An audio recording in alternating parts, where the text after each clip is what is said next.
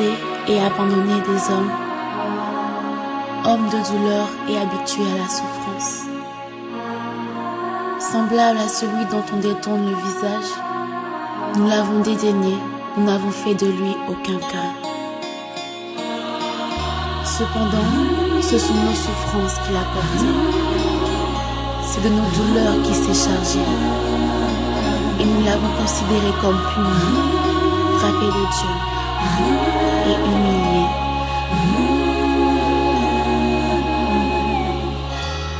Homme de Galilée, la Bible me dit qu'à cause de ton amour pour moi, tu es descendu sur la terre. Tu t'es fait chair pour donner ta vie. Tu as tant aimé le monde que tu as décidé de descendre en personne afin de sauver l'homme que tu as créé à ton image. Oh Jésus. Seigneur, quand je réalise, Seigneur Dieu, la souffrance que tu as endurée, quand je réalise à quel point le monde t'a haï, à quel point les hommes t'ont criblé, méprisé, battu et crucifié sur la croix de Golgotha. Combien même tu as souffert, Seigneur, tu es allé jusqu'à la mort pour moi. Amen. On va partager la parole des yeux, simplement. Gloire à Dieu. On va avoir le temps dans la prière. Vous s'inclinez dans la prière. Alléluia. Gloire à Dieu. Alléluia. Satan est terrassé. La parole de Dieu est mon bouclier. Jésus est celui qui m'a libéré. Chantons gloire, gloire à Dieu, gloire, alléluia. Satan est terrassé, il est terrassé. La parole de Dieu est mon bouclier. Jésus est celui qui m'a libéré. Chantons gloire, gloire à Dieu, gloire, alléluia. Satan est terrassé. La parole de Dieu est mon bouclier. Jésus est celui qui m'a libéré. Jésus est celui. Jésus est celui. Jésus est celui qui m'a libéré. Jésus est celui. Jésus est celui. Jésus est celui qui m'a libéré. Gloire à Dieu. Alléluia, Satan est terrassé. La parole de Dieu est mon bouclier. Jésus est celui qui m'a libéré. Jésus est celui. Jésus est celui. Jésus est celui qui m'a libéré. Jésus est celui. Jésus est celui. Jésus est celui qui m'a libéré. Alléluia. Gloire à Dieu, la parole de Dieu. Notre délivrance. C'est toi, Seigneur Jésus, qui nous a libérés. Et ce matin, nous sommes encore dans la joie de venir dans ta sainte présence pour recevoir encore de ta part. Laisse que ce temps soit un moment, Seigneur, pendant lequel tu vas bénir ton peuple, pendant lequel ta parole va apporter, Seigneur, un changement, une transformation, la paix, la joie, l'amour, les succès, jusqu'à ton retour, Seigneur. Que ton nom soit glorifié, que ton nom soit exalté, dans le nom de Jésus-Christ. Amen. Amen. Si nous allons partager la parole de Dieu, donc c'est les thèmes d'aujourd'hui. Nous allons continuer dans le même thème que nous avons partagé le 13 juillet, c'est-à-dire l'évangélisation prophétique. Donc le Seigneur vraiment m'a mis à cœur de continuer là-dedans, c'est pourquoi je vais suivre le Saint-Esprit pour ne pas dire mes mots. Alors nous allons prendre nos Bibles.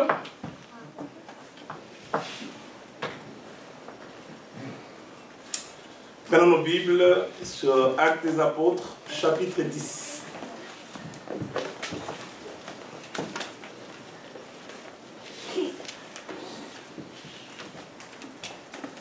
Amen. Amen. Tout le monde est là? Actes des Apôtres, chapitre 10.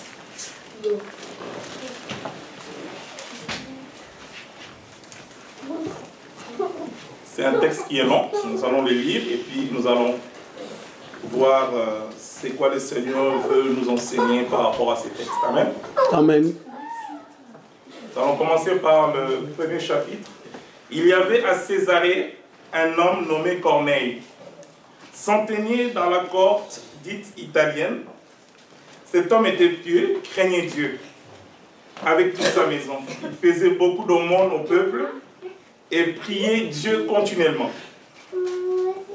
Vers la 9e heure du jour, il vit clairement dans une vision un ange de Dieu qui entra chez lui et qui lui dit « Corneille ».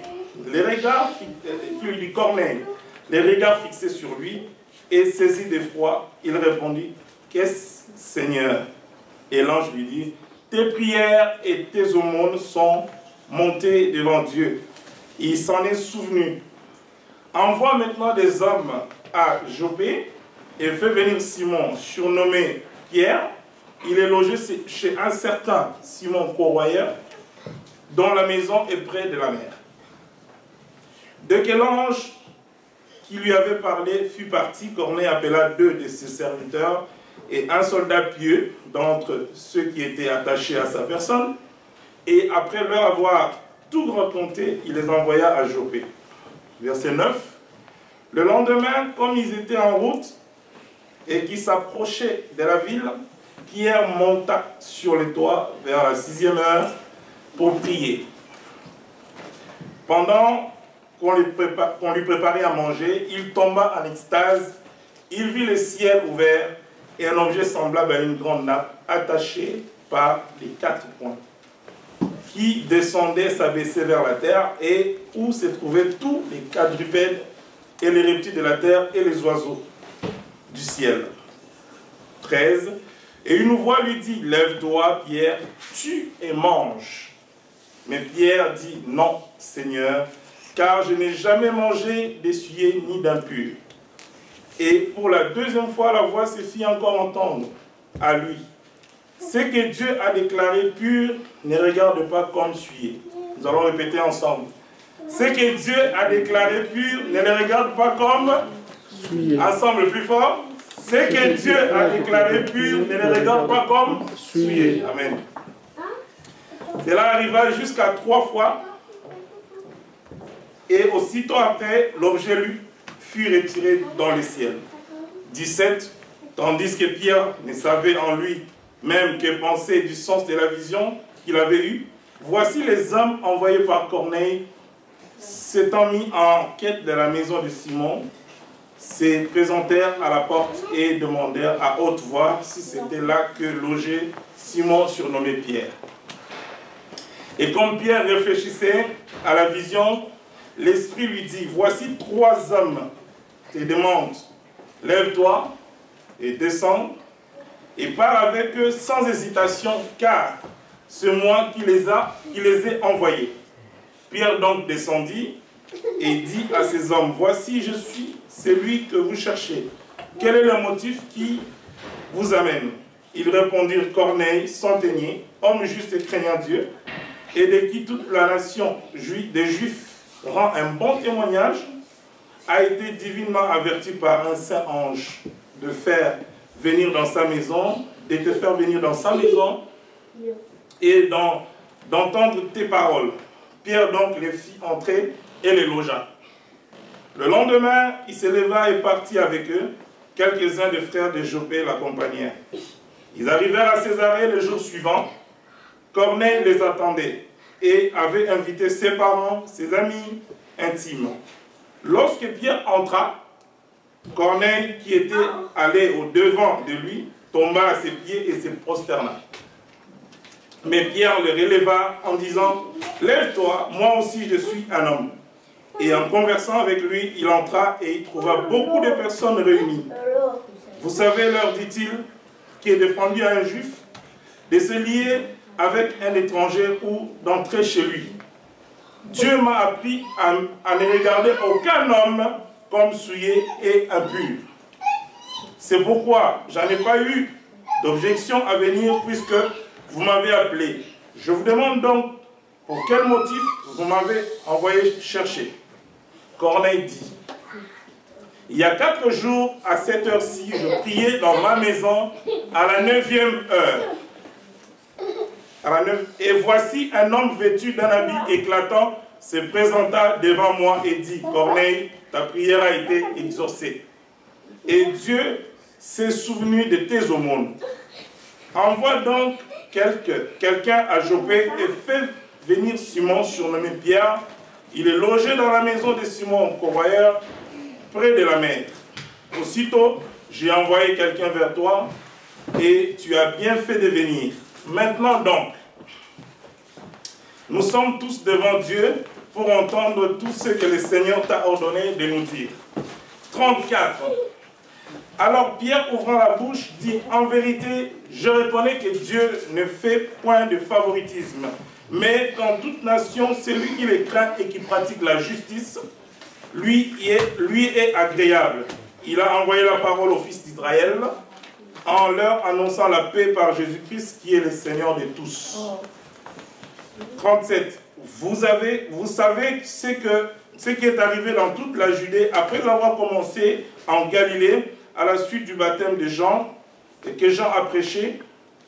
Vous savez comment Dieu a oint du Saint-Esprit et de force Jésus de Nazareth, qui allait de lieu en lieu faisant du bien, guérissant tous ceux qui étaient sous l'empire du diable, car Dieu était avec lui. 39. Nous sommes témoins de tout ce qu'il a fait dans le pays des Juifs et à Jérusalem. Ils l'ont tué en le pendant au bois. Dieu l'a ressuscité le 3e jour et il a permis qu'il apparaisse, non à tout le peuple, mais aux témoins choisis d'avance par Dieu. À nous qui avons mangé et bu avec lui après qu'il fut ressuscité des morts. 42. Et Jésus nous a ordonné de prêcher au peuple et d'attester que c'est lui qui a été établi par Dieu, juge des vivants et des morts. Tous les prophètes rendent de lui les témoignages de quiconque croit en lui, reçoit par son nom le pardon des péchés. 44. Comme Pierre prononçait encore ce mot, le Saint-Esprit descendit sur tous ceux qui écoutaient la parole. Tous les fidèles circoncis et qui étaient venus avec Pierre furent étonnés de ce que le don du Saint-Esprit était aussi répandu sur les païens. 46.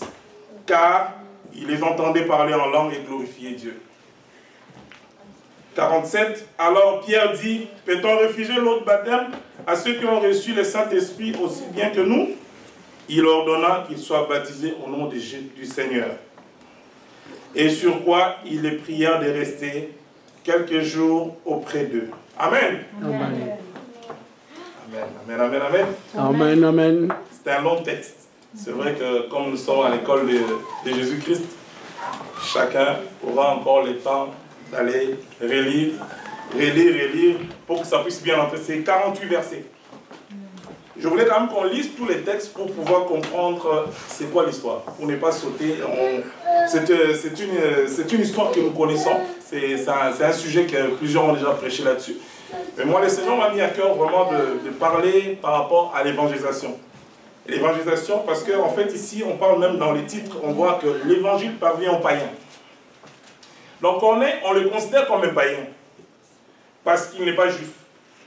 On le considère comme un païen. Donc ici, on voit que Corneille, c'est quelqu'un qui était un centenier. Ça veut dire, en Israël, à l'époque, c'était sous la domination romaine.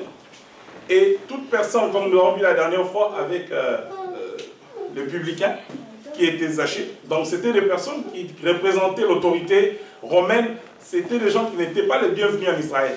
Donc ici, nous voyons aussi les cas avec Corneille. Corneille, c'est un centenier. Les centeniers, c'est un officier militaire qui a à sa charge 100 soldats. Pourquoi le nom centenier? Il y a le mot 100 là-dedans. Donc ça dit que c'était quand même un haut gradé dans l'armée. Et ce sont ces centeniers qui donnaient ordre aux militaires d'aller arrêter les chrétiens. Et ce sont eux aussi qui ont donné ordre pour que Jésus soit arrêté. Donc vous voyez ici qu'en Israël, logiquement, quelqu'un, un centenier, un publicain, c'est des gens qui ne sont pas vraiment aimés. Mais ici, par la grâce de Dieu, nous voyons que Corneille fait une exception. Parce que c'est un centenier, mais c'est quelqu'un qui marche dans la crainte de Dieu. La Bible le déclare quand on voit dans le verset 2, cet homme était pieux et craignait Dieu avec toute sa maison. Donc nous pouvons voir ici, bien aimé, que les gens qui n'ont pas encore reçu Jésus-Christ peuvent être pieux et marcher réellement dans la crainte de Dieu. Donc ici, la Bible les témoigne. Dans la Bible témoigne bien de Corneille. Mais en fait, le salut n'est pas encore arrivé à la maison de Corneille. Comme nous avons vu la dernière fois, Zachée, c'était un publicain. Il est parti, il a contourné la foule. Il est monté sur les sycomores. C'est à ce moment-là que le Seigneur lui dira de descendre et le Seigneur a demeuré dans sa maison.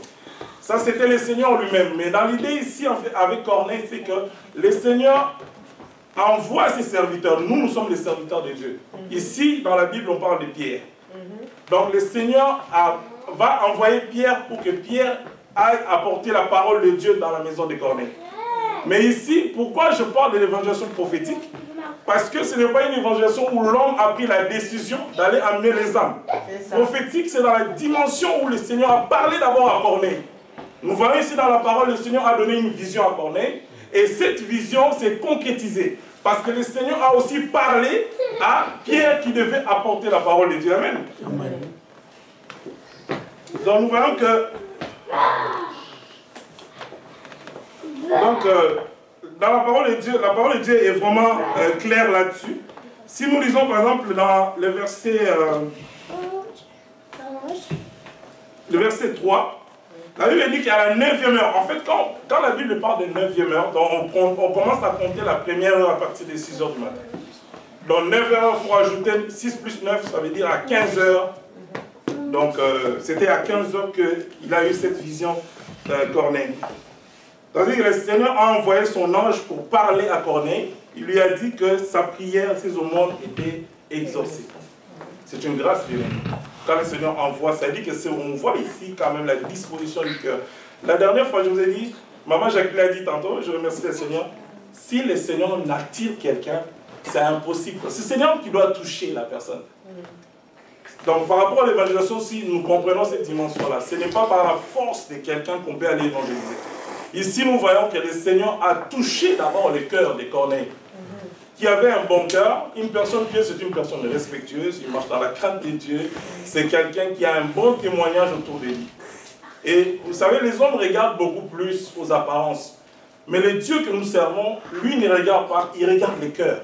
Ici, nous voyons que vraiment Corneille, c'est quelqu'un qui marche dans la crainte de Dieu. Et sa prière a été exaucée. Il donnait l'aumône aux pauvres, et aussi, il marchait dans la crainte de Dieu. La Bible dit, il priait. Bien aimé, c'est important. Vous voyez qu'ici, c'est quelqu'un qui n'a pas encore reçu le salut, mais il marche dans la crainte de Dieu. C'est pourquoi il ne faut jamais juger les gens par rapport à ça. La Bible le dit, dans Matthieu 7, là, Jésus-Christ s'adresse à ses disciples en disant que ne jugez point. Là, on parle de païens. Mais, 1 Corinthiens 5, apôtre Paul dit, nous devons juger ceux du dedans.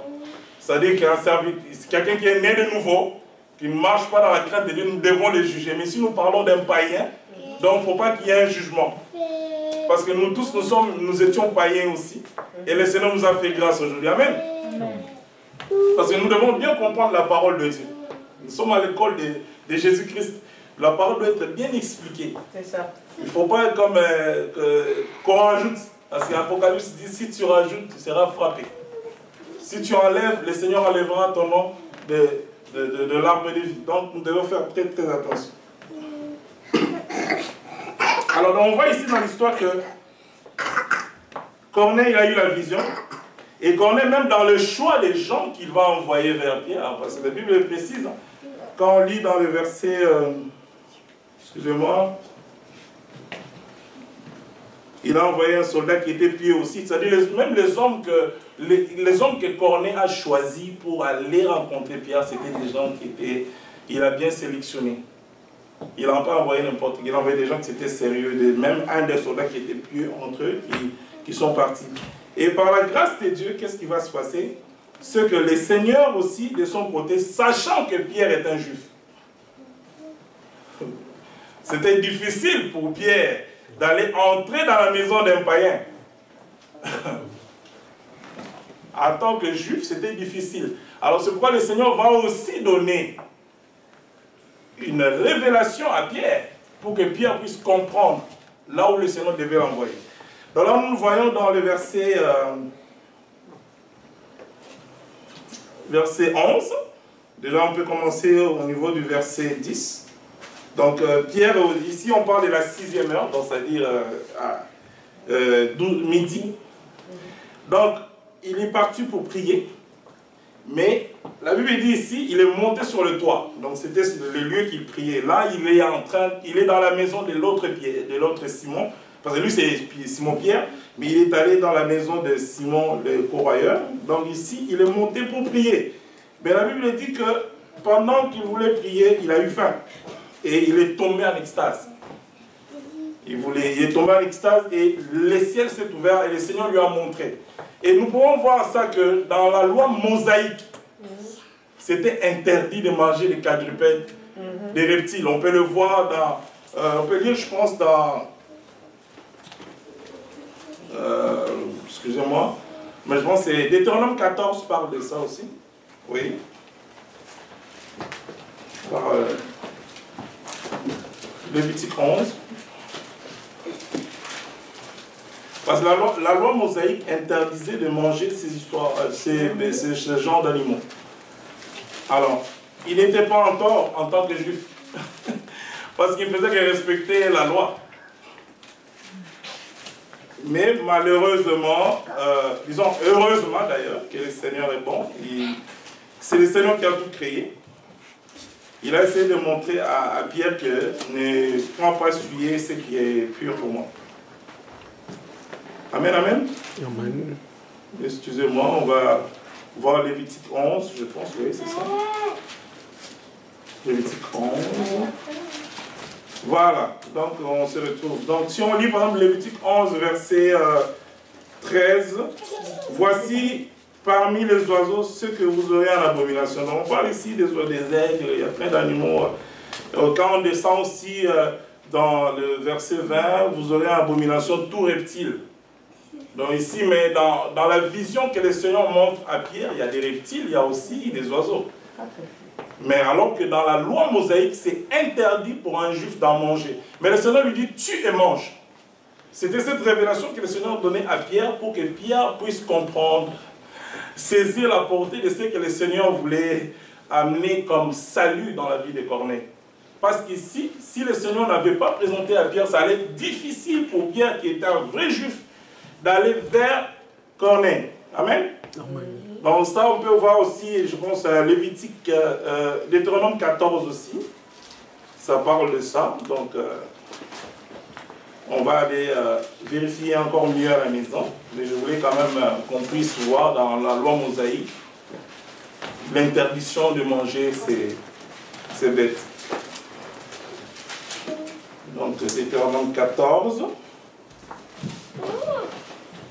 11, vous mangerez tout oiseau pur, mais dont vous ne mangerez pas l'aigle, enfin, il y a des oiseaux qui sont interdits, vraiment beaucoup d'oiseaux. Et dans le verset 19, vous allez voir aussi que c'est interdit de manger les reptiles dans la loi mosaïque. Donc nous revenons sur notre texte, Actes. Donc, je voulais juste illustrer que c'était interdit. Donc pour un juif, c'était normal que Pierre puisse dire au Seigneur, mais je n'ai jamais mangé quelque chose qui est impur. Donc c'est la loi mosaïque mais l'interdit. Je ne peux pas le faire. Mais le Seigneur donne ici la révélation pour qu'il puisse comprendre. Parce qu'ici, il y a un parallèle. Ici, on considère qu'on est comme un impur. Le fait qu'il est païen. Donc c'est difficile pour un juif maintenant de partir dans la maison d'un païen. Mais le Seigneur montre cette révélation. C'est pourquoi la Bible dit que ce n'est pas ce qui entre qui suit l'homme, c'est ce qui sort. Si tu manges quelque chose, ce n'est pas ça qui va suivre ton corps. Mais quand tu insultes quelqu'un, tu parles du mal, tu dis quelque chose qui n'est pas correct, là c'est ça que tu as péché. Mais ce n'est pas ce qui rentre. C'est le Seigneur Jésus qui l'explique, bien sûr. Alors voilà, donc, nous revenons à notre texte. Et, donc Pierre, il a vu cette vision que le Seigneur lui a donnée. Le Seigneur lui dit dans verset 13, lève-toi, tue et mange. Mais Pierre dit, non Seigneur, car je n'ai jamais mangé de souillé ni d'impur. Et pour la deuxième fois, donc ça s'est fait 3 fois. À ce moment-là, après cela, donc Pierre ne savait pas en lui que penser de cette vision. Vous savez, quelque chose que tu n'as jamais mangé, le Seigneur te dit, tu dois tuer, tu dois manger, c'est difficile de comprendre la vision. Et la compréhension de la vision viendra plus tard, bien sûr, quand les hommes que Corneille avait envoyés, ces hommes sont arrivés à la porte de la maison de Simon Courroyeur. Et c'est là qu'ils ont demandé. Donc on peut voir si, la Bible dit dans verset 18, et ils demandaient à haute voix si c'était là que logeait Simon Pierre. Je voulais apporter encore une précision. Vous savez, notre Dieu que nous servons, c'est un Dieu de précision. C'est pourquoi même les paroles de connaissance, tu viens dans une assemblée, tu dis qu'il y a une sœur qui a un problème de fibrome. C'est un peu vague. Parce que ça, c'est un exemple que je donne. Parce qu'en général, par exemple, dans nos assemblées, on peut voir, s'il y a, mettons, 400 personnes, les mamans sont souvent plus nombreuses. Si, mettons, 300 mamans. Et si tu donnes une parole de connaissance disant qu'il y a une femme qui a un problème de fibrome, il y en a plein qui en ont. Donc, il n'y a pas de précision. Je vais ici revenir à la parole pour montrer que non, il faut qu'il y ait la précision dans les choses de Dieu. Parce que quand même le Seigneur a parlé à Corneille, il a expliqué l'emplacement, l'endroit exact où on devait trouver Pierre. Il a précisé la ville de Joppé. Il a dit que c'était une personne qui s'appelait Simon Courroyeur. Il a aussi précisé que sa maison était proche de la mer. Amen. Amen. Est-ce qu'on peut acclamer notre Dieu pour ça? Le Dieu de précision, amen. C'est Dieu qui a la précision, bien-aimé. Il ne faut pas inventer des choses. Dans les choses de Dieu, il faut être précis. C'est ça. Si le Seigneur ne te dit pas, arrête-toi. Parce que nous avons vu parfois dans le passé des paroles de connaissances qui étaient vraiment fausses. Pas de précision. C'est vague. Parce qu'une parole de connaissance, ça doit cibler la personne. Ça, je fais un parallèle, je retourne à la parole. Ce n'est pas 10 personnes qui vont sortir sur la même parole de connaissance. Donc le Seigneur, c'est un Dieu de précision. Il a précisé exactement où est-ce qu'on devait trouver Pierre. Amen, amen. Amen. Donc voilà, ils arrivent, ils demandent à haute voix, la Bible dit, ils demandaient à haute voix si c'est là que Simon Pierre était, donc logé. Et comme Pierre réfléchissait, Pierre était encore en train de réfléchir sur la vision. Il réfléchissait parce qu'il était troublé, perturbé complètement. Ah, mais comment est-ce que le Seigneur peut me dire de manger des choses dont la loi interdit? Comment? Et il est en train de réfléchir. C'est à ce moment-là que les envoyés, les frères que Corneille avait envoyés vont arriver avec le soldat. Et Pierre réfléchit à la vision. L'Esprit lui dit, voilà, précision. Le Saint-Esprit lui dit maintenant, fais attention, parce qu'on peut te dire de partir avec des gens, mais ici, c'est ça que j'aime la parole de Dieu. Voilà, c'est un Dieu qui est un Dieu de précision, et le Saint-Esprit est parfait. Et là, le Saint-Esprit va parler maintenant à Pierre. Et Pierre, nous savons déjà que c'est un homme de prière. Voilà, gloire à Dieu. Voici, 3 hommes te demandent, lève-toi, descends et pars avec eux sans hésitation. Amen. Amen. Donc le Saint-Esprit convainc Pierre que non, là tu vas t'élever et tu vas partir avec les hommes qui sont venus. Ce n'est pas fait par la chair. Bien aimé, faisons attention. Faisons attention. Amen. Parce que dans ce temps de la fin, nous allons voir qu'il y a des gens qui vont dire, j'ai été envoyé par le Seigneur, mais le Seigneur doit te donner le discernement. Ici, il a parlé à Pierre. Mais ces discernements ne peuvent venir que par la prière. Bien aimé, si tu ne pries pas, tu n'auras jamais de révélations. Remarque les jours où tu ne pries pas, même certains rêves, tu les oublies. Et je vois dans plusieurs assemblées, même on peut même négliger les songes. C'est un ministère qui est incroyable. Les songes, là. Ici, je parle de l'esprit, mais je voulais juste montrer que quand le Seigneur te montre quelque chose, il précise. Ici, là, dans le cas de Pierre, nous voyons que c'est vraiment la précision. Il dit, tu vas te partir sans hésitation parce qu'il y a un ministère que tu dois aller faire. Donc, vous voyez ici, dans ce texte, nous pouvons voir que le Seigneur n'a pas seulement parlé à la personne qui va évangéliser, mais la personne qui doit être évangélisée. C'est dans la même dimension que nous avons vu avec Zachée la dernière fois. Zachée n'est pas parti comme ça, c'est le Saint-Esprit qui l'a envoyé. Parce qu'il était publicain, il était bien aussi aisé financièrement. Mais le Saint-Esprit l'envoie contourner la foule pour monter les sycomores. C'est là qu'il va attirer l'attention du Seigneur. il était de petite taille. Sûrement, s'il était resté derrière la foule, peut-être que l'histoire allait se passer différemment. Mais ici, nous voyons aussi, le Seigneur parle à Corneille, il parle aussi à Pierre. Amen. Amen. Et Pierre descend, il dit à ses hommes, voici, je suis celui que vous cherchez. Quel est le motif qui vous amène? Il répondit, Corneille, centenier, homme juste, craignant Dieu, de qui toute la nation juive feront un bon témoignage, a été divinement averti par un saint ange de te faire venir dans sa maison et d'entendre tes paroles. Gloire à Dieu. Bon témoignage de Corneille, bien aimé. Malgré qu'il est centenier, il a un très bon témoignage. Même les juifs témoignent du bien de Corneille. Et le Seigneur voulait vraiment que Pierre aille dans la maison de Corneille pour que Corneille puisse recevoir le salut. C'est comme ça que la dernière fois nous avons vu le Seigneur Jésus lui-même, il est parti dans la maison des Zachée et Zachée a reçu le salut parce que le Seigneur dira dans Luc 18 là que le salut est entré dans ta maison. Donc c'est le même principe. Donc le Seigneur nous envoie dans les nations. Mais c'est comme ça doit se faire. Pas dans la chair, bien-aimé. Le Seigneur me met à cœur. Vraiment que ça doit se faire comme ça exactement. Je vais donner un témoignage. Jeudi, je devais partir au travail. Nathalie m'a demandé de l'aider un peu dans les courses le matin, donc j'ai appelé pour retarder un peu mon travail. Mais voilà, c'est comme ça que le Seigneur fait. J'arrive sur le boulevard Monte et il y avait un monsieur qui était là. Je n'avais pas prévu, j'étais dans la voiture avec Carmélina, elle pleurait. Je n'avais pas l'idée de descendre. Mais comme elle dérangeait un peu, j'ai pris dans mes bras, je suis descendu, j'ai rencontré un monsieur, c'est un noir, il doit être des Antilles, je pense. Je commençais à parler du Seigneur, monsieur. Il a accepté Jésus comme Seigneur et Sauveur. Ce n'est pas quelque chose que j'avais programmé.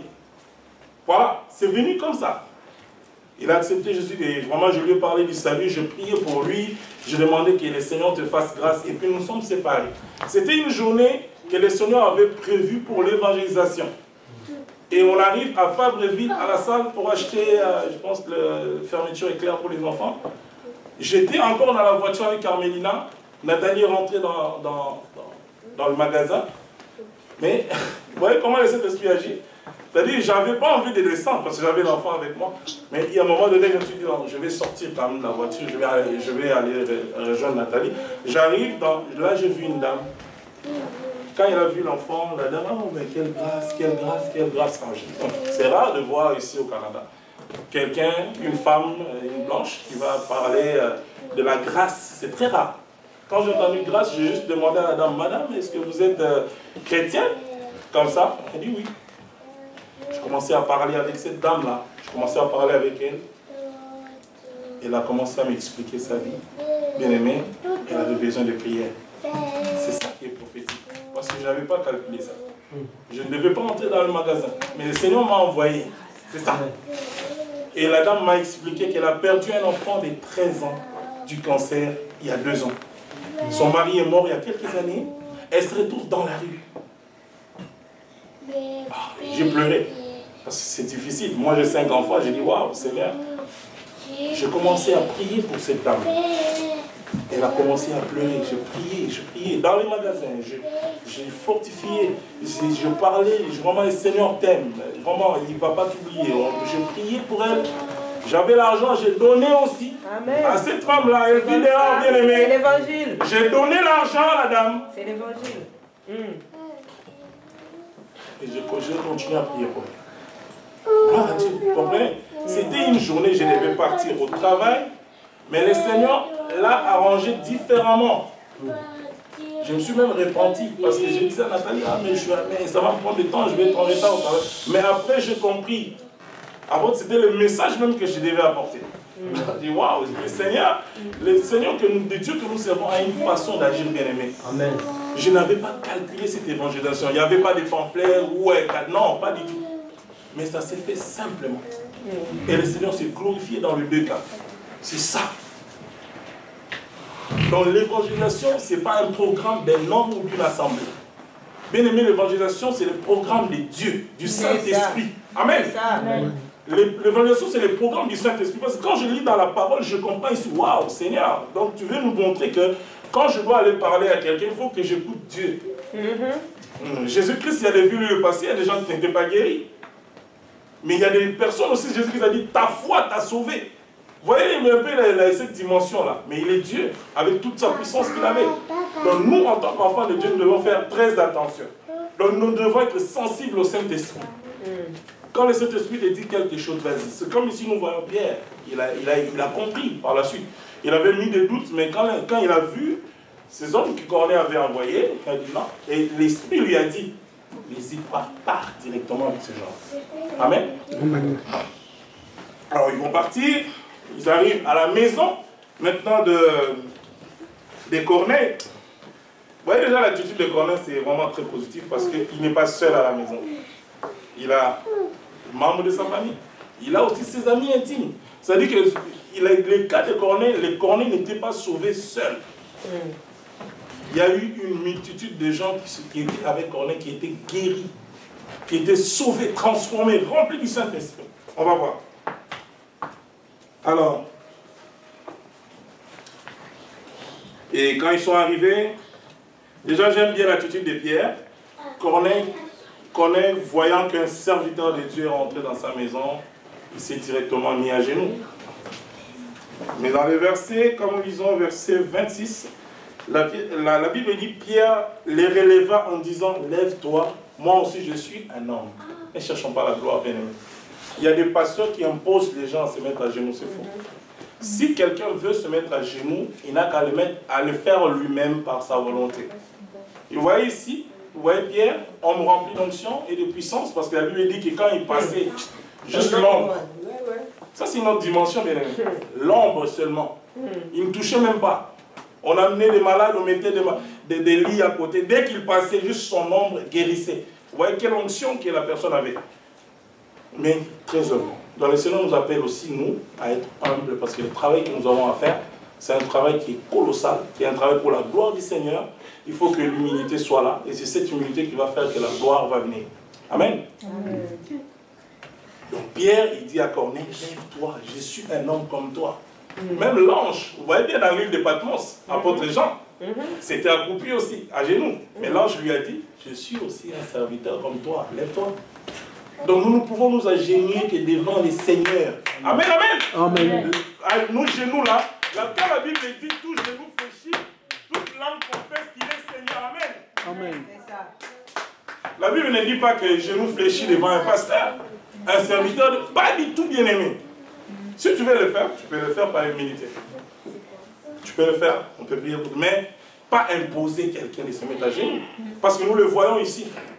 Pierre lui dit, lève-toi, je suis aussi un homme.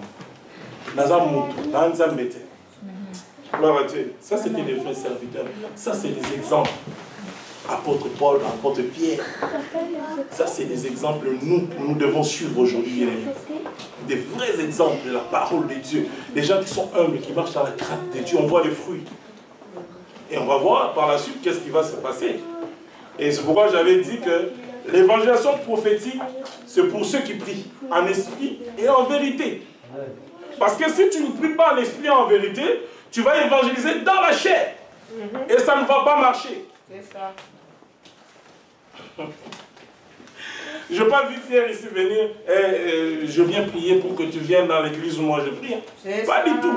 Pierre a apporté la parole de Dieu. Pierre a parlé de Jésus-Christ. Rien que Jésus-Christ. Parce que le plan de Dieu par rapport aux assemblées, par rapport à l'emplacement où le Seigneur va envoyer son serviteur ou sa servante, personne ne le sait. Nous sommes focalisés sur Christ, Amen. Notre Seigneur. Amen. Amen. Alors nous allons encore voir dans la suite qu'est-ce qui se passe. Verset 28.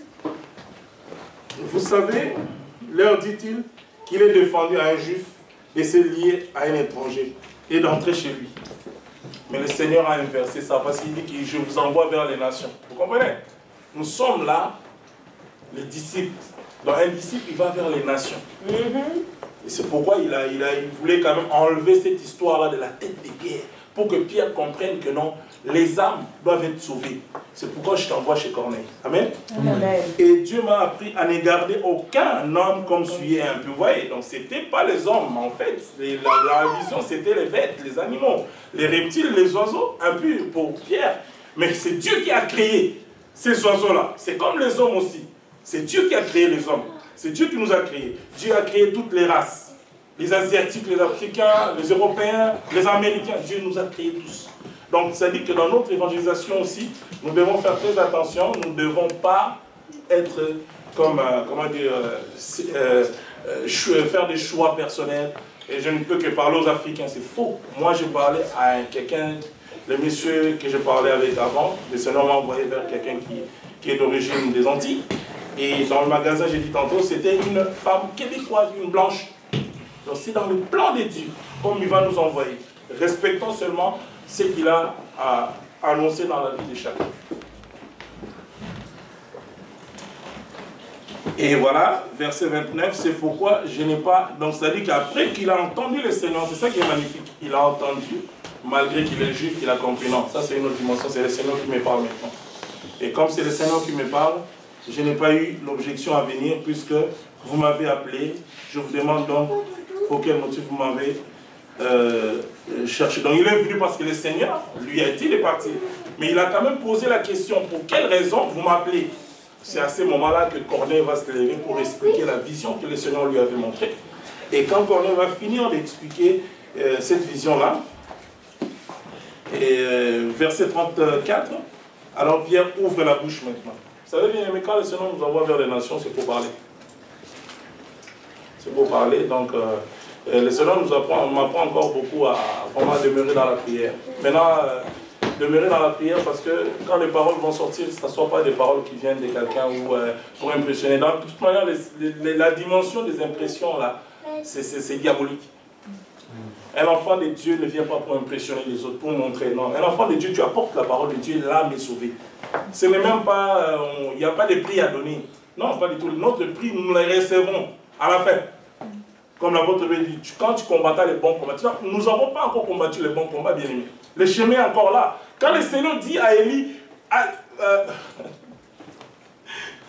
mange, le chemin est long. Oui, bien aimé, le chemin est encore là. C'est vrai que le retour de Jésus, nous ne savons pas, comme la Bible dit, mais nous avons encore un ministère à faire.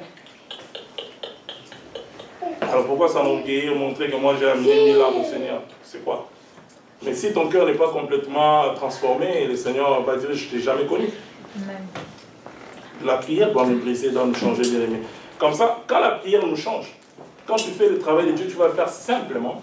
Il n'y aura pas de vantardise, d'orgueil à faire, parce que ce n'est pas ton travail. L'église, ce n'est pas pour toi, c'est l'église de Christ. Donc sois humble, fais le travail de Dieu comme le Seigneur demande. Amen, amen. Amen. On peut acclamer Jésus. Amen. J'aime beaucoup la parole. La parole de Dieu, c'est trop fort. La parole de Dieu, c'est de dimension en dimension. Le Seigneur nous amène vraiment à des niveaux de comprendre que nous étions mal enseignés. Mal enseignés, bien aimés. Et nous partions dans des endroits où nous croyons que à ces endroits-là, c'était là. Non, pas du tout. La parole doit être enseignée simplement. Nous devons comprendre ce que Dieu veut. Ce n'est pas des impressions, des cris, tout ça. Non. Grandissons. Là, je parle à l'Église universelle. Jésus-Christ revient. Nous devons faire très attention. Et voilà aussi que Pierre, quand il est parti, il n'a pas cherché l'argent parce qu'on a été riches aussi. C'est ça. On a vu ça avec l'eunuque éthiopien et Philippe. L'Esprit de Dieu l'a transporté et est parti. Il n'y avait pas non, non, pas du tout. Il a fait le ministère, fini. Bye bye. Et le reste, c'est le Saint-Esprit qui continue à faire son travail. Parce que si le Seigneur ne peut faire dans quelqu'un, l'homme ne peut rien. Même dans nos maisons, nos femmes, tu ne peux pas changer ta femme. Tu pries le Seigneur, il va briser les choses. Même aussi ton mari, tu ne peux pas changer ton mari. C'est vraiment le Seigneur qui est capable, dans ta prière, tu es sincère, tu es un vrai adorateur, une vraie adoratrice. C'est à ce moment-là, quand tu pries, le Seigneur va commencer à transformer petit à petit la personne. Et il y a des choses qui étaient là, qui vont commencer à tomber par la grâce de Dieu. Mais par notre force, nous ne pouvons rien bien aimer. Rien du tout. Donc, enlevons les illusions des enseignements où moi j'amène les âmes. Non, tu n'amènes pas les âmes. Tu amènes des... Comment on appelle ça? Tu amènes tes adeptes. Ce n'est pas des âmes. Quand nous comprenons la dimension des âmes, parce que moi, les gens avec qui je parlais, je n'ai même pas parlé de cette assemblée. Ce n'était pas important parce que la dame ce n'était pas le temps de parler de l'assemblée. C'était le temps de parler de Jésus. Que Jésus aille consoler la dame. L'assemblée, qu'est-ce qu'elle est? Est-ce qu'une assemblée veut consoler quelqu'un? Pas du tout. C'est ça l'évangélisation prophétique. Amen, amen. Amen. Acclame encore très fort pour Jésus. Yes, gloire à Jésus. Et t'adore Jésus. Merci Seigneur. On arrive ici maintenant, on voit Pierre qui commence à parler. Pierre dit, en vérité, je connais que Dieu ne fait point de favoritisme. Mais la loi faisait le favoritisme. Parce que tu ne devais pas partir chez les païens. Mais pourtant, le Seigneur ici, il ne fait pas de favoritisme. Il a dit ça. Le Seigneur corrige nos fautes. C'est ça qui est bien avec le Seigneur. Il corrige. Parce que Pierre avait une autre façon de voir. Mais avec ça, le Seigneur vient transformer. Amen, amen. Il vient changer la dimension à Pierre pour comprendre que non, tu n'es pas venu. Moi, je suis venu pour les brebis égarées. Jésus-Christ dit ça. Donc Pierre, il a compris, ah oui, le Seigneur ne fait pas de favoritisme. Parce que si le Seigneur faisait des favoritismes, il n'allait pas envoyer Pierre chez Corneille. Et il arrive chez Corneille, il commence à expliquer maintenant. Et là, les choses, vous voyez maintenant, quand nous reconnaissons réellement que Dieu ne fait pas de favoritisme, c'est là que la dimension va changer. Parce que la parole qui va être annoncée, ça ne sera pas une parole sentimentale. Et on va voir ça par la suite. C'est lui, quand il commence à parler, il dit, en toute nation, c'est lui qui craint et qui pratique la justice lui est agréable. Combien de gens sont injustes? Combien de gens disent que moi je suis juste, mais on voit dans la façon que tu fonctionnes, tu n'es pas juste. Il n'y a pas la justice de Dieu dans nos églises aujourd'hui. Les gens sont injustes. Ils choisissent peut-être par rapport aux tribus ou d'origine, par rapport à la position sociale de la personne. Mais la justice de Dieu n'est pas dans les assemblées. On peut même placer peut-être des gens à l'accueil parce qu'elle est belle de visage, mais peut-être une sorcière. C'est ça. Faites attention, bien-aimés. Alléluia. Amen. Faites attention. Le Seigneur nous donne les discernements. Parce que quand on lit la parole, on voit, le Seigneur dit, dans toute nation, celui qui craint Dieu et pratique la justice de Dieu. La crainte de Dieu, la Bible dit, c'est le commencement de la sagesse. Donc nous devons suivre la parole. Et là, verset 36. Donc ça dit, c'est ceux-là, non, dans 35 d'abord, il dit, c'est ceux-là qui sont agréables à Dieu. Et par la suite, il dira dans 36, il dit, Jésus-Christ, il a envoyé la parole aux fils d'Israël en leur annonçant la paix par Jésus-Christ, qui est le Seigneur de tous. Vous savez ce qui est arrivé. Connaissons l'histoire, la parole. Ils ont tué Jésus-Christ. C'est comme ça que ça devait se faire. Si Jésus n'était pas mort, c'est notre Rédempteur, nous ne serons pas sauvés. C'est pourquoi la Bible dit dans Jean 3,16, afin que quiconque croit ne périsse pas, mais qu'il ait la vie. Et nous avons la vie en Jésus-Christ, ça c'est la grâce. La Bible dit aussi dans 38 que Dieu a oint. Je reprends encore cette dimension de l'onction. Onction, très importante pour aller faire le ministère. Jésus-Christ partait, il y avait des guérisons. Il y avait des miracles. Ce n'est pas que tu pries pour quelqu'un le lendemain, quelqu'un qui était boité retourne encore boité. Non, pas du tout. C'est que c'était la magie alors. Ça devient de la magie. Il faut que la personne marche. Si la personne avait le sida, il faut qu'il soit guéri du sida au nom de Jésus. C'est ça l'évangélisation. Il avait le cancer saute, sort de ses corps au nom de Jésus-Christ. C'est ça. C'est ça. C'est ça la parole. Il a oint du Saint-Esprit et de force Jésus-Christ qui allait de lieu en lieu faisant du bien, guérissant tous ceux qui étaient sous l'emprise du diable, car Dieu était avec lui. Bien aimé, Dieu doit être avec nous. Jésus-Christ doit être avec nous. La Bible ne dit pas que l'argent doit être avec nous. L'argent nous suit. C'est autre chose. Hein? L'argent nous suit. Les biens nous suivent. Mais Jésus-Christ est en nous. Parce que c'est lui qui donne ça. Donc si Jésus-Christ est réellement dans quelqu'un, on peut voir dans les fruits. Quelqu'un qui fait la volonté de Dieu, on peut voir dans les fruits. Même dans les serviteurs, on peut voir. Quelqu'un peut crier, non, c'est pas lui. Il n'est pas un serviteur de Dieu. Il fait semblant. Il y a des gens qui sont venus, peut-être que tu as galéré, peut-être que dans les études, tu ne pouvais pas trop pousser ou quoi, mais tu as vu un chemin très court, raccourci. Les choses de Dieu, ce n'est pas comme ça que ça fonctionne. Les choses de Dieu, c'est que Dieu doit t'appeler réellement. Il faut qu'on voie l'appel de Dieu. Si tu n'as pas l'appel de Dieu, tu as l'appel de quelqu'un. Alors là aussi, c'est des choses. Hein. Quelqu'un t'a appelé. On peut voir dans les fruits. Tu es encore bébé spirituel. Ou tu fais des choses comme les diables. Qui est ton père? Parce qu'un fils de Dieu doit marcher selon la parole de Dieu. Il faut qu'on voie les fruits. On peut pas voir quelqu'un d'après des années, de vingtaine d'années, dans le Seigneur, 30 ans, mais tu n'es pas encore brisé. Tu as un problème? Mets tes genoux à terre, prie. Et si tu n'arrives pas, demande. C'est ça les problèmes. Les gens sont orgueilleux. Vous savez, moi je vais vous dire quelque chose. Si je suis faible sur un point, je demande la prière. Mais il y a des gens que le Seigneur met, il y a des personnes qui sont sérieuses. Les gens sont orgueilleux, ils voient plus leur titre. Mais ton titre, c'est rien devant Christ. Tu vas partir en enfer avec l'orgueil. Humilie-toi, change. C'est ça. On voit avec Paul. Paul connaissait la loi. Mais le jour qu'il a rencontré, la parole l'a transformé. Et nous pouvons lire la parole qui était réellement Paul. Des sols en Paul. Et on a vu le fruit de l'esprit. Et la puissance, la connaissance de la parole. Le Seigneur a investi des connaissances, des puissances de l'onction. C'est pourquoi Jésus-Christ montre l'exemple. Donc Pierre aussi, qui est un disciple, vous savez, Pierre était très proche de Christ, c'est ça. Il est contaminé par Christ. Le caractère de Christ est entré en lui. Et il peut faire le ministère tranquillement, avec onction. Et on va voir. Il a parlé de Jésus-Christ qui était rempli d'onction. Et il a dit que nous sommes témoins, bien-aimés. Quand la Bible dit dans le verset 40, Dieu l'a ressuscité le troisième jour, il a permis qu'il apparaisse, non à tout le peuple, mais aux témoins choisis d'avance par Dieu. Bien-aimés, dans les choses de Dieu, il y a des gens qui sont déjà, nous sommes déjà choisis d'avance. Choisis d'avance, parce que la parole n'est pas fabriquée par des hommes. C'est la parole de Dieu. Donc ceux qui sont appelés réellement serviteurs, servantes, ils sont choisis d'avance. Le Seigneur les a choisis déjà. C'est pourquoi on peut voir les fruits. Comment est-ce qu'un pasteur peut avoir la magie pour que les gens tombent? Tu es fils du diable. Comment un serviteur de Dieu, un prophète ou pasteur, tu peux insulter un frère? Tu es un serviteur du diable. Comment est-ce que tu peux rester à critiquer? Tu es un serviteur du diable.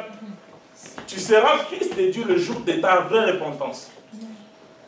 Quand tu vas commencer à mettre des conflits dans les couples entre l'homme et la femme, normalement, la Bible dit ici, il nous a laissé sa paix, il nous donne sa paix. Mais comment est-ce que toi, tu peux amener le désordre dans un couple? Fils du diable. Le vrai serviteur de Dieu adore le Père en esprit et en vérité. On doit voir ça dans les fruits. Et on voit ici Pierre, il explique qui est Jésus-Christ, comment il était ressuscité, comment il a vaincu la mort, et maintenant, lui, il va faire quelque chose. Parce que le Seigneur aime qu'il soit glorifié. Vous avez compris quand j'avais donné l'exemple avec les sycomores, ça dit que c'était la gloire. Cette dimension-là de Zachée, de quitter la foule, de contourner, de monter sur le sycomore, c'est comme la prière. Quand nous prions réellement, parce que le sycomore, c'est comme au matite. C'est ça. Quand tu montes, c'est là que le Seigneur te rencontre. Ne reste pas en bas. C'est dans la prière que le Seigneur vient te rencontrer. Ici, Pierre, il a commencé à déclarer des paroles. Qui était Christ? Qui était réellement Jésus-Christ? Il a expliqué. Et Jésus-Christ nous a choisi d'avance. Nous sommes en train de manger, parce que la Bible dit ici, lisez bien dans vos Bibles. À nous qui avons mangé et bu avec lui, après qu'il fut ressuscité des morts. Est-ce que Jésus-Christ n'est pas ressuscité des morts? Qu'est-ce que nous sommes en train de faire maintenant? Nous sommes en train de manger. Bon appétit. Je dis bon appétit à l'assemblée. Et maintenant, comme nous sommes en train de manger, qu'est-ce qui va arriver? Il dit dans 42, Jésus a ordonné. Bien aimé, c'est un ordre. C'est une obligation. Quand on parle d'ordonner, il nous a ordonné de prêcher au peuple et d'attester que c'est lui qui a été établi par Dieu, juge les vivants et les morts.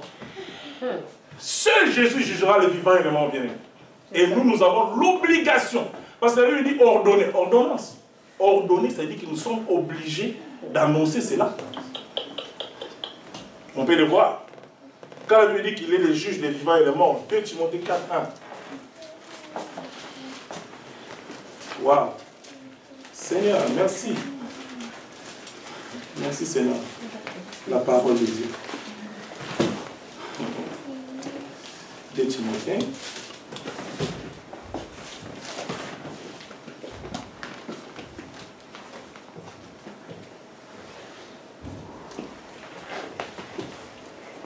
Apôtre Paul dit, je t'en conjure devant Dieu et devant Jésus, qui doit juger qui? Qu'est-ce que la Bible dit? Les vivants et les morts. Et au nom de son avènement et son royaume. Prêche la parole. Bien-aimé, la Bible dit, insiste en toute occasion, favorable ou non, reprend, censure, exhorte avec toute douceur et en instruisant. Bien-aimé, en toutes circonstances, prêche la parole. Parce que c'est Jésus qui viendra juger les vivants et les morts. Faisons attention. Faisons attention. Très très attention. Nous revenons à notre texte.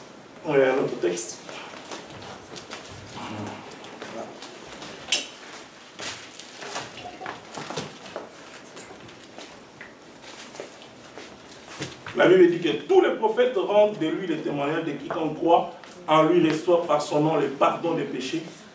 Et quand Pierre prononçait encore ces mots, la Bible dit que le Saint-Esprit est descendu. Bien aimé, pendant la prédication. C'est ça. Pendant la prédication. On ne dit pas souvent, on dit pendant la prière. Ici, c'est la prédication. Il est en train de prêcher au Bobara. Et c'est à ce moment-là que mon centre où le Saint-Esprit est descendu. Et la Bible, moi j'aime la parole de Dieu, parce qu'il y a la précision. Vous voyez la précision qu'il y a dans la parole? La parole dit ici, quoi? La parole dit, le Saint-Esprit descendit sur tous ceux qui écoutaient la parole. Donc nous, on sent qui dit, la patronne à l'iloba. Amen. Donc la Bible ne dit pas que les 3 quarts ou les 2 tiers. Non, non, non, non, non. Toutes les personnes étaient remplies du Saint-Esprit, rien qu'en parlant. On a une dimension là? C'est ça. C'est ça. La vraie parole. Et là, il a déclaré qu'il était Christ. Il a proclamé. Et le Saint-Esprit, quand il est descendu, on voit les effets du Saint-Esprit, bien aimé. La Bible dit quoi? Par la suite. Tous les fidèles circoncis étaient venus avec... Ils sont restés comme ça dans l'étonnement. Parce que parfois, il y a des choses de Dieu bien aimé. Vous marchez avec des gens qui pensent que, ah non, on rit avec... Mais attention, le Seigneur nous amène dans des dimensions incroyables. Hein? On peut rire, on peut faire des blagues. Attention, quand le Seigneur, quand tu es vraiment connecté à Dieu, il y a des choses qui vont s'opérer incroyables autour de toi. Hein? Autour de toi. Vous allez voir des choses. Dernièrement, j'ai prié pour une soeur au bureau. Elle était délivrée dans le bureau, a bloqué complètement. Dans le bureau, au travail. Et j'ai compris que le Seigneur m'appelle. Justement. Parce qu'il y a des choses, parfois, si c'est à l'église ou bien non. Non, non, dans le bureau, au travail. Elle était complètement... Il y avait comme quelque chose qui l'a bloqué dans la tête. Et c'est venu jusque dans sa gorge. Je dis, tu sors de ces corps au nom de Jésus. Ma quoi? Elle a bloqué comme ça. Et puis, la chose est sortie par ici, quoi. Délivré dans le bureau. C'est ça. Je veux que le Seigneur puisse nous utiliser puissamment. Ce n'est pas pour s'enorgueillir, mais je vais dire que quand le Seigneur commence à utiliser les serviteurs de Dieu qui marchent dans la crainte de Dieu, les vrais adorateurs, et on va voir des miracles, des prodiges et des signes. C'est ça. Pierre ici, il est en train de parler seulement. Le Saint-Esprit descend sur tout le monde. Et les circoncis, c'est-à-dire ceux qui ils sont partis avec Pierre, ils étaient dans l'étonnement. C'est ça. Ils sont étonnés. Pourquoi? Parce qu'ils pensaient qu'ils ne connaissent pas la dimension que Pierre avait. C'est ça. Amen, amen. Amen. Et nous voyons ici que la Bible dit, tous les fidèles circoncis qui étaient avec Pierre furent étonnés de ce que les dons du Saint-Esprit étaient aussi répandus sur les païens. Oui, effectivement. C'est ça même l'objectif. Et quand ils entendaient parler en langue et glorifier Dieu. Vous voyez les païens qui commencent à glorifier Dieu. Dès les derniers seront les premiers. Faisons attention. Les derniers seront les premiers. Il y a des gens qui viennent au Seigneur. Vous voyez le cas de Corneille. La Bible dit, selon les Juifs, il était païen. Mais il avait un bon témoignage. Il y a des gens qui sont sur terre, qui sont plus gentils que les chrétiens. Les chrétiens, il y a des chrétiens qui ne sont pas convertis, qui n'ont pas le salut. Ils vont partir en enfer, bien aimés. Il faut qu'il y ait un vrai, il faut qu'il y ait le salut. Il faut qu'il y ait la crainte de Dieu. Et quand tu as reçu le salut, ce n'est pas fini. Parce que le salut, tu le reçois quand tu acceptes Jésus comme Seigneur et Sauveur. Mais il y a encore la marche avec le Seigneur. Vaut mieux la faire que le commencement. Il y a d'autres qui ont bien commencé, mais après, à cause de l'argent, les choses du monde, ils vont rentrer dans le jeu du diable, et les diables sont en train de jouer avec eux, et ils vont être surpris. L'enlèvement arrive, et puis voilà. Nous devons être prudents, bien-aimés. Nous avons dit dans cette assemblée, nous allons rester dans la parole. Bien-aimé, tu vois, frère, ma foi, avec une erreur, viens me parler avec amour. Un frère qui n'accepte pas l'erreur, il a un problème. Un frère qui n'accepte pas qu'on le corrige. J'ai des difficultés avec toi. Parce que tu es parfait, tu es le Saint-Esprit. Nous allons vers la perfection. Mais les erreurs, ça peut arriver. Corrige vite. Parce que tu ne sais pas quand est-ce que le Seigneur va venir. Tu vas rester aigri. Alors que les gens vont te considérer comme un adulte, mais moi je le vois comme un enfant, un bébé. Parce qu'il faut avancer. Les choses de Dieu, bien aimé, il faut faire attention. Un frère te fait une remarque, accepte-le avec amour. Et il a fait peut-être dans les cas où vous êtes ensemble. Et avance. Ici, je vois, quand les païens sont en train... Les païens acceptent les seigneurs. Hein, et ils acceptent, au moment où l'enlèvement va arriver, ils vont partir. Mais les traditionnels, les gens qui sont les traditionnels, là, les vieillots, là, les gens qui ne veulent pas changer, qui veulent rester toujours dans la vieille école, qui veulent voler l'argent des chrétiens, qui veulent critiquer les gens, qui veulent faire des comparaisons comme dans le monde, des satanistes qui font semblant de connaître le Seigneur, ils ne connaissent pas le Seigneur. Ils vont rester, et le jour de l'enlèvement, ils vont pleurer. La Bible dit qu'il y aura des graissements des dents. Parce que là, tu ne peux plus te repentir. Repentons-nous tant qu'il est encore temps. Tant qu'on a encore le souffle de vie, profitons pour la repentance. Alors, après cela, ils étaient remplis du Saint-Esprit, et la Bible dit dans verset 46, car ils entendaient parler, ils parlaient en langue et ils glorifiaient Dieu. 47, Pierre dit, peut-on refuser l'eau de baptême à ceux qui ont reçu le Saint-Esprit aussi bien que nous. Voilà, ils étaient baptisés aussi d'eau. Après avoir reçu le Saint-Esprit, on les a baptisés. Et vous voyez ce qui m'intéresse encore, ce que je trouve encore intéressant, en plus, donc pour ajouter à ce qu'on vient de dire, c'est que ils ont été baptisés, mais ils n'avaient pas envie que Pierre parte. On va ici dans les derniers 48 de partie B. Sur quoi il c'est au pluriel, c'est eux, c'est pas Pierre. Donc eux, c'est Pierre. Sur quoi ils priaient, ils les priaient. Donc ils ont demandé à Pierre de rester quelques jours avec eux. Amen.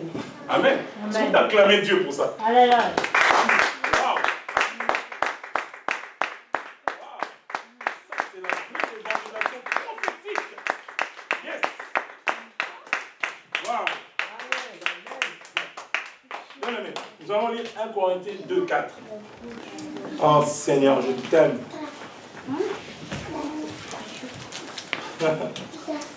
Waouh! L'apôtre Paul dit ceci.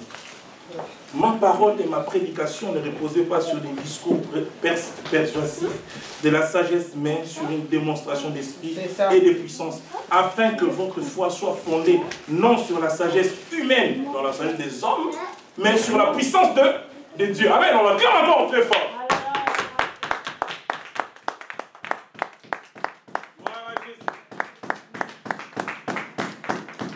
Merci Seigneur. Ça c'est la démonstration de puissance. C'est ça. Il enseigne, les gens sont bénis, sont guéris. C'est ça la parole de Dieu. Et apôtre Paul dit encore dans 1 Corinthiens 9, 16, je vais lire dans la maison, malheur à moi si je n'annonce pas l'évangile. Donc nous devons annoncer l'évangile bien-aimé. Et il parle aussi dans le même 1 Corinthiens 9, 18, il parle de la gratuité de l'évangile. L'évangile est venu gratuitement. Donc quand nous l'annonçons, quand nous allons vers les nations, il faut partir avec cet esprit-là dans la tête, bien-aimé. Ne pars pas évangéliser parce que tu dois recevoir l'argent de quelqu'un. Ne pars pas évangéliser parce qu'on doit te donner des biens. Va évangéliser parce que le nom de Jésus doit être glorifié. C'est seul maître qui jugera les vivants et les morts. Amen, amen. Évangélise pour que les âmes soient sauvées, parce que toi aussi tu as été sauvé. Évangélise parce que tu as été sauvé à un grand prix. Jésus-Christ a payé son sang à la croix de Golgotha, bien-aimé. Il a souffert meurtri, il a été flagellé, il a saigné, bien-aimé, pour que nous puissions avoir la vie éternelle.